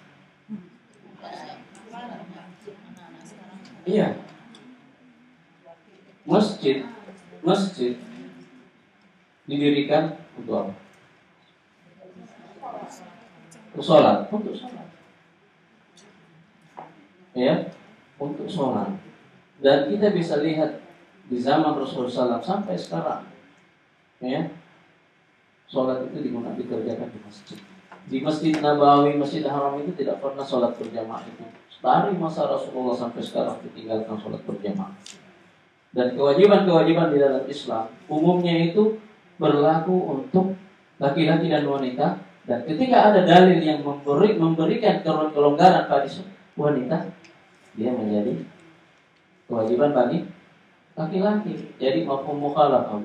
Kalau kita lihat lagi di dalam hadis-hadis Nabi SAW, ya, saya tidak bisa bacakan nasnya, teksnya, tapi ada perintah-perintah yang sangat jelas. Ada hadis yang mengatakan bahwa Rasulullah SAW ketika komat menyuruh seseorang komat, dan dia mengatakan, ya, dia katakan, saya ingin sekali menyuruh si fulan untuk komat, dan kemudian saya akan mendatangi rumah-rumah orang-orangnya, ya, akan membakar rumah-rumah orang yang tidak melaksanakan sholat. Itu maksudnya di mana? Di masjid. Karena Rasulullah tidak akan marah seperti itu, ya, kalau andaikan dia memberikan dispensasi sholat berjamaah itu di rumah, ya, sholat berjamaah itu di rumah. Dan Rasulullah akan mengatakan, oh, orang sudah sholat di rumahnya. Tapi Rasulullah sangat marah. Ya, ada juga hadis tentang orang buta yang datang ke masjid, ya, meminta keringanan dari Rasulullah. Ya, dia katakan, saya ini Rasulullah buta dan saya ke masjid ini menempuh perjalanan yang cukup jauh dengan bahaya-bahaya yang ada di jalanan yang saya tidak lihat. Ya, maka Rasulullah memberikan dia keringanan. Ini orang buta, Bu, dikasih keringanan. Nanti saya carikan hadisnya. Ya, atau tanya Mr. Google. Ya. Itu nanti Mbak Google, Mbah. Ya. Jadi kemudian orang ini pergi, orang buta ini pergi, tapi Rasulullah memanggilnya kembali, dipanggil. Hasannya tidak. Apakah kau mendengar orang azan? Ya, orang buta mengatakan, iya, saya dengar. Rasulullah mengatakan, Pak Ajib. Ya, maka istijabah, penuhi panggilan azan. Orang buta ini. Ya. Bagaimana dengan orang yang tidak buta? Bagaimana dengan orang yang sehat? Bagaimana dengan kondisi yang aman? Orang dalam perang pun, saya katakan tadi, sholat berjamaah. Dan sholat berjamaah itu fil masjid. Tidak ada itu sholat berjamaah di rumah. Ya, itu kreasi orang-orang baru, orang belakangan, orang pemalas. Ya, wanita saja itu dibolehkan untuk datang ke masjid, ya, untuk melaksanakan sholat berjamaah. Walaupun, iya, semua ulama itu sepakat bahwa afdalus sholat li nisa itu fil bait. Seabdal sholat seorang wanita itu di rumahnya.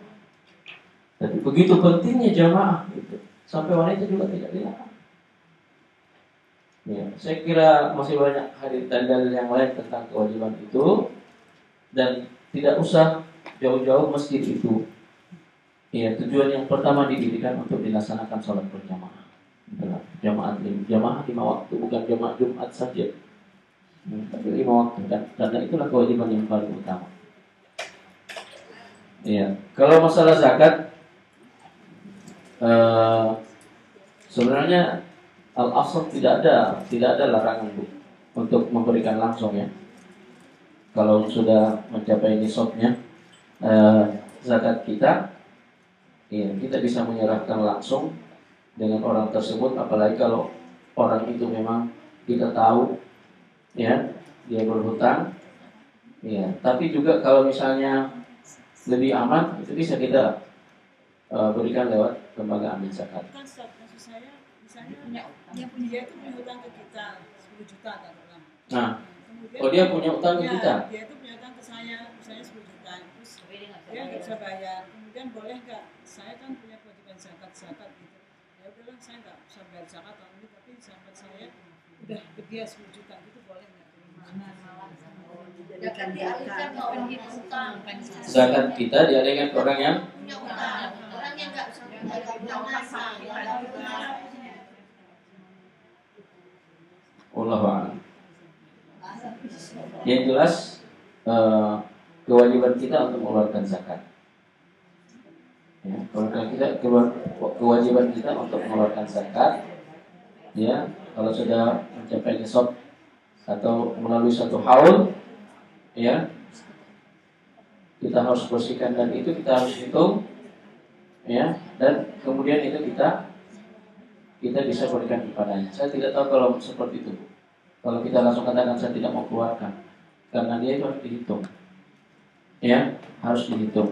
Yang dihitung itu adalah kalau misalnya dari bisnis kita, ya, dari hasil bisnis kita, itu yang dihitung untuk nisab itu modal, ya, modal awal kita, kemudian nilai daripada harta atau barang dagangan kita yang ada pada waktu itu, ya. Saya paham. Tapi yang itu tadi saya dari majelis. Nah itu saya belum tahu, perlu ditanyakan karena asalnya dihitung dulu, asalnya dia dihitung dan dikeluarkan, ya, dikeluarkan, ya. Makanya kalau langsung kita katakan saya tidak mau zakat sekarang karena zakat saya sudah saya berikan ke situ, ini kan harus dihitung juga, Bu. Ya, boleh jadi hutang orang itu tidak semuanya. Ya, boleh jadi harta ibu piutang ibu lebih banyak. Ya, itu harus dilakukan perhitungan yang cermat. Saya tidak tahu apa bisa langsung otomatis begitu, Bu. Kita nanti tanyakan kepada ahli fikih. Ya, wallahu a'lam. Silakan.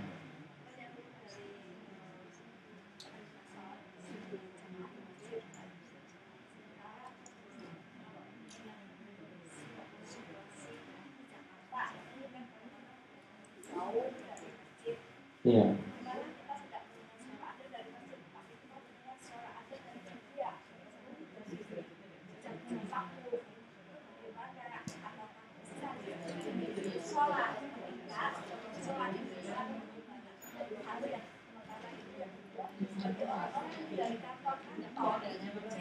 Ya.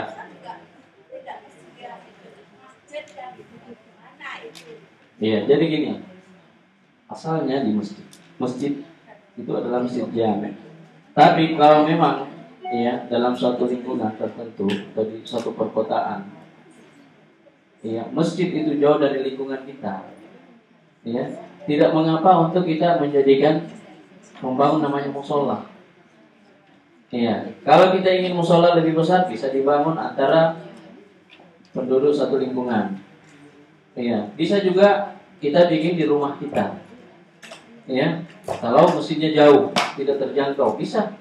Tapi kita sholat di situ, kita bisa undang tetangga juga sholat di situ karena mereka tidak bisa juga melaksanakan sholat di masjid yang terlalu jauh. Nah, itulah sehingga di kantor-kantor juga dibolehkan seperti itu. Iya, misalnya di kantornya di gedung tinggi, ya, yang sampai 10-an tingkat, bahkan 5 tingkat, 4 tingkat, tapi di situ masjid susah dijangkau. Tidak apa-apa, yang penting mereka laksanakan sholat secara berjamaah di masjid yang mereka sepakati, di tempat yang mereka sepakati. Kalau dalam rumah dulu itu ada di zaman Rasulullah SAW, ada satu keluarga itu yang mereka memiliki tempat sholat, yang di situ bukan cuma mereka aja, tapi ada juga orang-orang di sekelilingnya melaksanakan sholat. Dari situlah asal musola itu. Yang di situ tidak dilaksanakan sholat Jumat, ya, dia bukan masjid jami'. Tapi kalau dalam rumah, ya, yang biasanya ya cuma karena kemalasan saja dari laki-laki itu saya kira tidak tepat. Ya, itu dibangun karena betul-betul tidak ada tempat lain. Kecuali rumah kita terpencil, jauh di pegunungan. Ya, kalau ada tetangga-tetangga, kita bikin satu tempat kita sholat di situ. Ya, begitu Bu. Jadi tidak memudah-mudahkan. Ya kita katakan jauh. Ya, mending kalau kita punya tetangga kita bikin bersama. Bisa di dalam kompleks kita. Ya, makanya tetangga kan gak enak juga masa masuk setiap waktu sholat subuh juga ibu harus bukakan pintu rumah untuk mereka sholat. Ya, biar buat di halaman kah atau di mana. Yang paling bagus itu kita bisa membebaskan satu tanah atau satu tempat yang kita bisa sholat di situ. Ya, kalau di rumah kan itu spesifik untuk ahlul bait.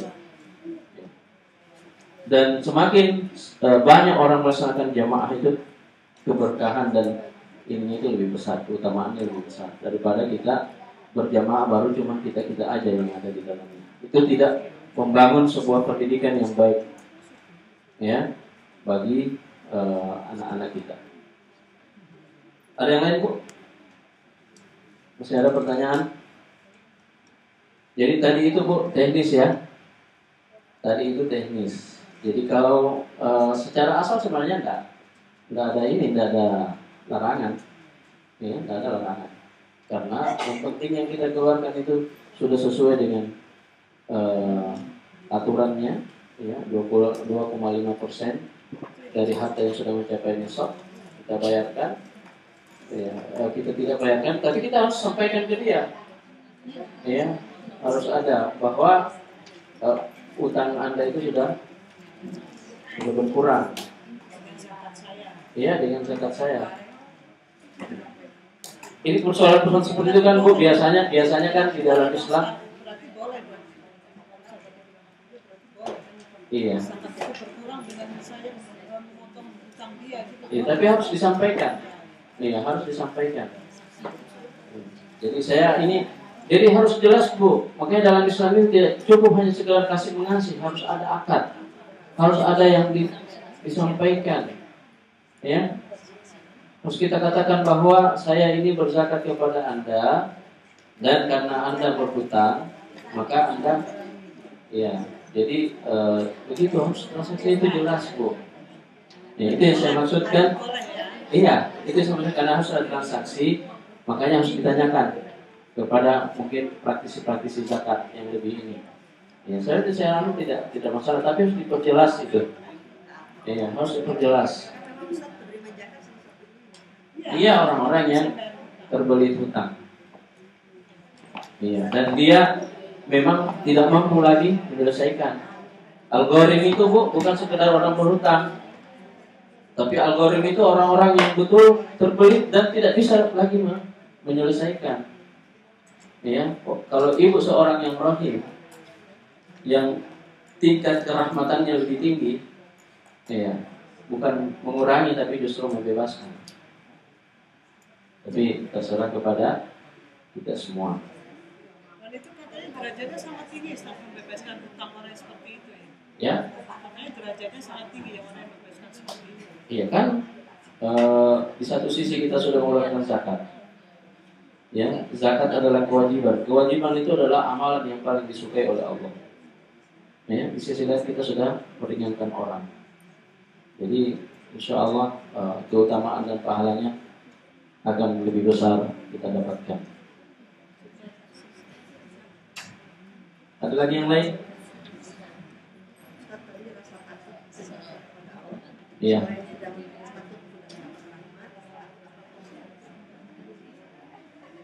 Ya, pertama rasa takut kita tentunya kepada kekuasaan Allah. Sebab kita kecil, ya, yang namanya orang kecil takut sama orang besar. Jadi al-khawf min Allah itu adalah rasa takut kita, rasa kerdil kita di hadapan Allah, yang akan melahirkan rasa malu kita ketika kita berbuat sesuatu yang tidak diridhai Allah SWT. Kemudian rasa takut kita kepada ancaman-ancaman Allah. Ya, ketika kita tidak mendapatkan rahmatnya, ya, rasa takut kepada Allah ketika kita tidak ya, dimasukkan Allah ke dalam surganya. Rasa takut ketika kita pada hari kiamat nanti timbangan keburukan kita lebih berat. Rasa takut kita kepada azab Allah SWT. Cuman ketika dalam penjabarannya rasa takut itu nanti harus diiringi juga roja. Roja itu adalah optimisme. Jadi antara rasa takut dan optimisme itu harus ada di dalam diri kita. Ya, nggak boleh terlalu takut, karena orang kalau takut semata, ya, ini bisa melahirkan keputusasaan. Ya, keputusasaan bisa melahirkan yang namanya masalah-masalah kejiwaan. Ya, sehingga orang berputus asa akhirnya bisa mencelakai dirinya sendiri atau berbalik menjadi kafir wa na'udzubillah min dzalik. Makanya Allah SWT mengatakan nabbi ibadi, berikanlah berita kepada hamba-hambaku, kata Allah SWT, annani anal ghafurur rahim, bahwa sesungguhnya saya ini maha pengampun dan maha penyayang. Wa anna adabi huwal azabul alim, dan beritahu juga bahwa azab saya itu sangat pedih. Ya. Jadi satu sisi kita harus optimisme, kalau kita punya kekurangan, kita punya dosa, ya, kita punya kesalahan, kita optimis bahwa Allah mengampuni dengan gufron dan rahmatnya. Allah akan mengampuni. Ya, selama kita punya niat, punya tekad untuk meninggalkannya. Dan tapi optimisme juga tidak boleh hanya optimisme terus, nanti kebablasan optimisme. Wah, biarin deh, pokoknya Allah kan maha pengampun. Ya, saya mau berbuat apapun, ya, pasti dosa saya diampuni. Nah, ini tidak ada rasa takut. Allah katakan, saya maha pengampun, saya maha penyayang, kasih sayang Allah tidak terbatas. Tapi ingat juga, azab Allah itu maha pedih. Tidak ada yang lebih pedih azabnya, tidak ada yang lebih pedih balasannya kecuali dari azab Allah Subhanahu wa taala. Masyaallah al-afiyah. Sudah tidak ada ya?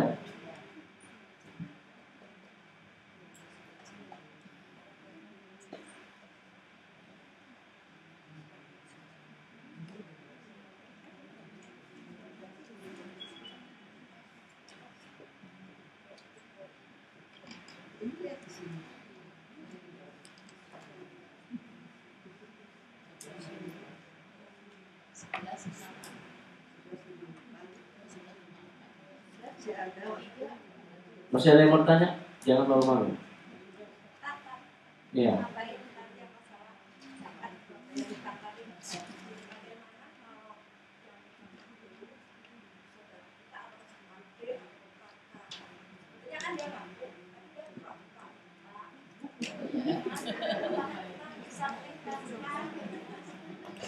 Utang.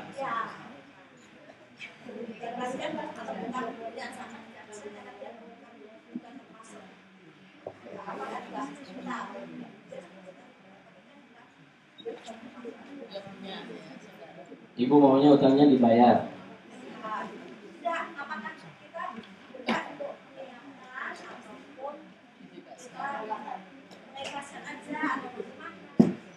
Iya, dua-duanya boleh.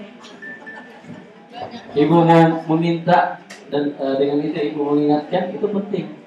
Mengingatkan orang tentang utang itu penting. Karena utang itu adalah satu masalah yang bisa menyusahkan nanti.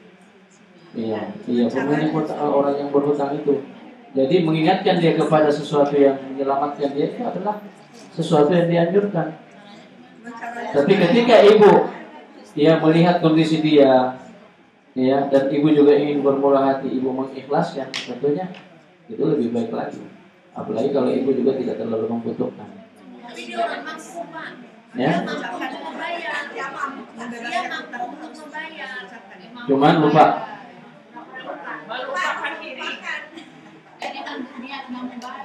Ya udah gini, bikin pengajian di rumah. Ini kan teknis ini dan ini kasuistik. Ya, kasuistik. Orang lupa hutangnya itu kasuistik. Mungkin satu di antara 10 orang atau satu di antara 100 orang yang seperti itu. Nah, kalau ini memang terjadi satu kasus, ya, udah bikin pengajian di rumahnya. Pembahasannya tentang tersinggung ya. Atau jangan langsung ke hutang, tapi bagaimana ya mempersiapkan diri ya menghadapi kematian. Nah, kayak gitu. Dari kematian. Jangan sampai. Bisa kalau mempersiapkan orang Ya, Bu. harus disampaikan. Iya. Supaya dia tahu. Karena itu juga apalagi orang baik-baik, dia akan tersiksa itu. Ya, ketika kita menyampaikan ke dia, ya, pahala lagi, Bu. Di samping kita sudah membebaskan hutangnya, memudahkan urusannya, kita juga telah menggembirakan dia. Betapa gembiranya dia. Kalau memang, makanya algoritma itu juga bukan sekedar orang berhutang, tapi orang yang betul-betul berhutang dan tidak mampu lagi itu. Sangat sulit dia untuk membayarnya.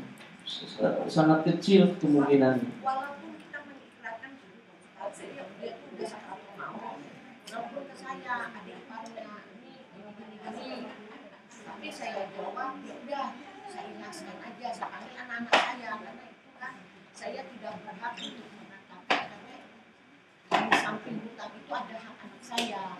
Saya panggil anak saya mungkin yang kecil agak dia, yang besar. Hutangnya besar, Bu? Besar. Oh. Yang besar ini agak-agak nggak mau. Saya bilang dia gini, kita ikhlaskan aja karena kita nanti lebih banyak daripada itu.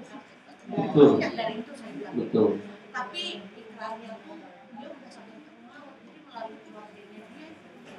Enggak apa-apa. Enggak apa-apa. Termasuk, iya. Tidak udah seratus mau. Enggak apa-apa lewat keluarganya. Yang penting kan kita sudah melepaskan itunya. Jadi tidak mesti lewat orang itu. Bahkan orang itu pun sudah meninggal dunia, itu tidak ada masalah. Ya. Ini kita. Walaupun dengan anak saya agak berat karena memang banyak banget. Saya jawab Lah, dia kan punya ahli waris, Bu. ahli warisnya yang ngaku saya nggak mungkin, ahli warisnya juga nggak mungkin membayar saya tahu. Oh. Karena keluarga sendiri. Tapi bukan saudara kandung. Iya, yang jelas kita kembali kepada hadis Rasulullah SAW, ya,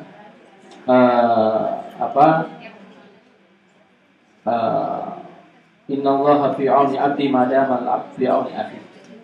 Itu yang pertama. Sesungguhnya Allah Subhanahu wa taala akan senantiasa bersama dengan seseorang hambanya selama hambanya itu selalu ya bersama, selalu memberikan pertolongan kepada saudaranya.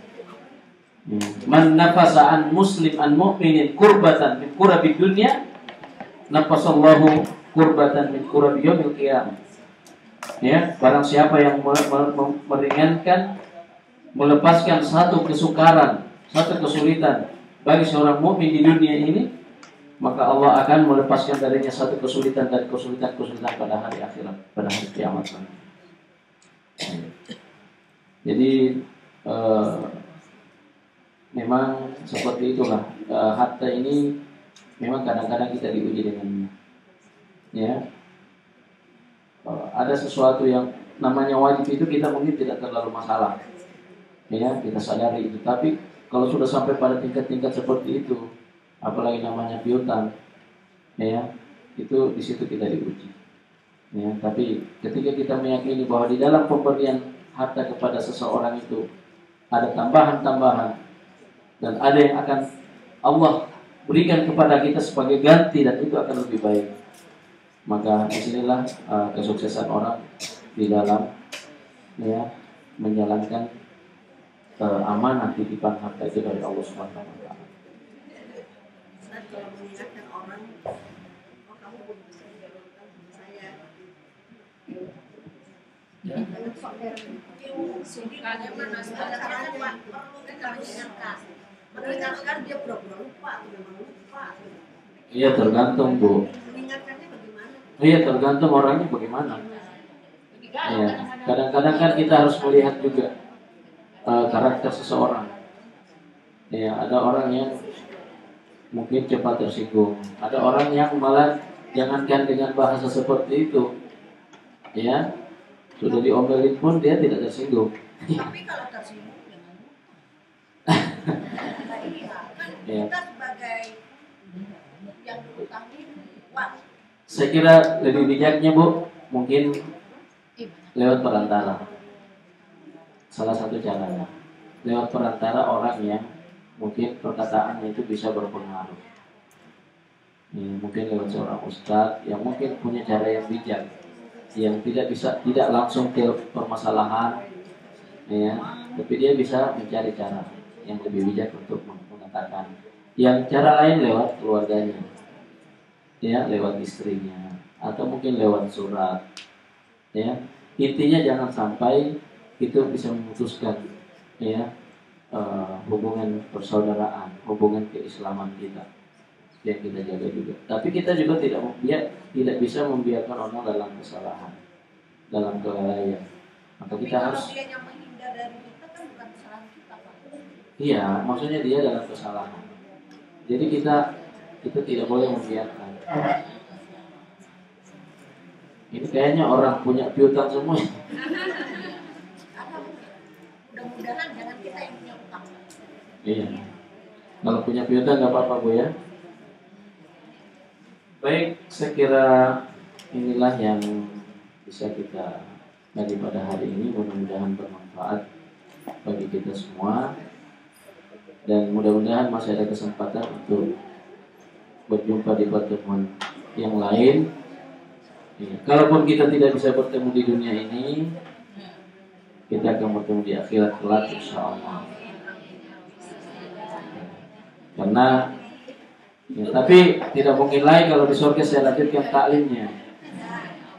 Karena di surga itu adalah tempat jasa, tempat kita menikmati balasan-balasan, ganjaran-ganjaran, dan tidak ada lagi waktu beramal di sana. Di dunia ini sebaliknya, dunia ini amal la jasa. Jadi dunia amalun laisa jasa. Dunia ini amal, tempat beramal, bukan tempat meminta pembalasan dari Allah.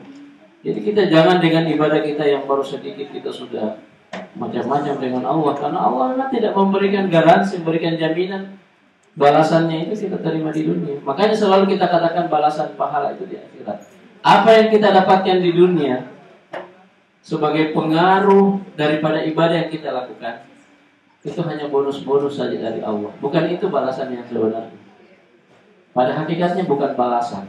Ketenangan yang kita dapatkan dengan ibadah, kegembiraan, ya, berkah dalam kehidupan kita yang kita dapatkan dari ibadah itu bukan balasan itu, ya. Karena balasan itulah ajar, pahala, dan itu akan didapatkan pada yaumuddin. Ya, yaumuddin itu yaumul jaza, hari pembalasan. Ya, di dunia ini kita beramal, bukan target kita di dunia ini ngejar balasan dari Allah. Ya, bukan target kita. Ya, untuk bagaimana Allah berikan kita balasan. Ya Allah, saya sudah sholat, kok rezeki saya begini terus? Ya, tidak ada hubungan langsung ibadah kita, amal kita dengan rezeki. Ya, rezeki itu orang tidak beramal pun dapat jatahnya. Wa ma min dabbatin 'alal ardi fil ardi illa Allah rizquha. Saya kira cukup. Hadanallahu ajmain. Wassalamualaikum warahmatullahi wabarakatuh.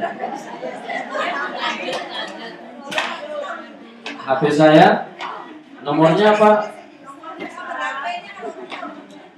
Nomor HP saya ada 3 Bu. Setiap satu HP 12 digit Bu. 0853 9766 9766 1472.